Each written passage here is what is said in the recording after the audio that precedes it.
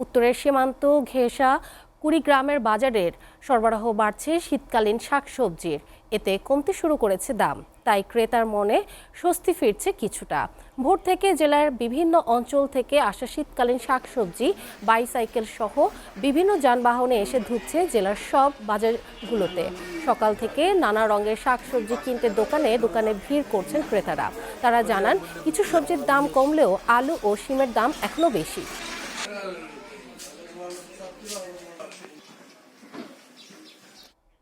কুড়িগ্রামে শীতের সবজির খবর জানাতে সরাসরি যুক্ত হচ্ছেন সহকর্মী জহিদুল ইসলাম জাহিদ।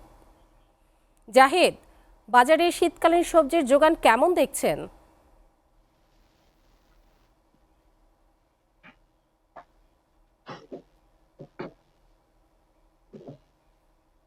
তামিমা, আপনি জানেন যে এখন শীতকাল, এই শীতকালে কিন্তু প্রচুর সবজি হয় এবং শীতের সবজিতে কিন্তু কুড়িগ্রামের স্বস্তির আহ, আভাস পাওয়া যাচ্ছে কুড়িগ্রামের বাজারগুলোতে। এখানে শীতের যে সবজিগুলো আছে সেগুলো সরবরাহ বেড়েছে এবং সে অনুযায়ী গত এক সপ্তাহের ব্যবধানে কোনো কোনো সবজিতে 10 টাকা এবং কোনো কোনো সবজিতে 15 টাকা কমে এখন কিন্তু বাজার কিছুটা স্বাভাবিক হয়ে পড়েছে।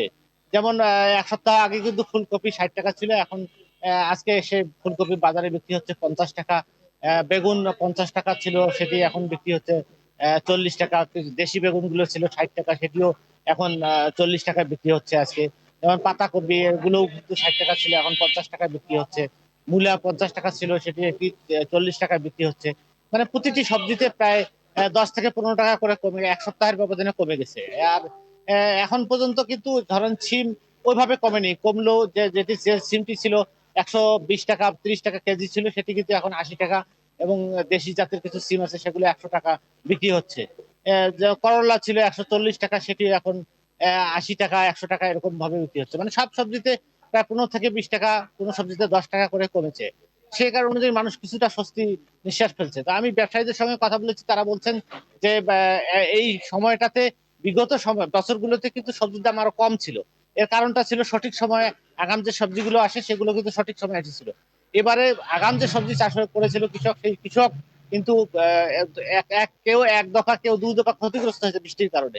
সে কারণে আগাম যে সবজিটা আসছে সেটা কিন্তু একটু দেরিতে এসেছে।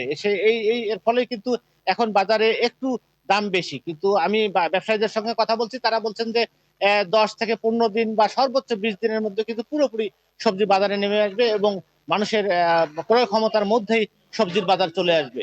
এই ছিল আমার কাছে সবজির বাজার নিয়ে সর্বশেষ।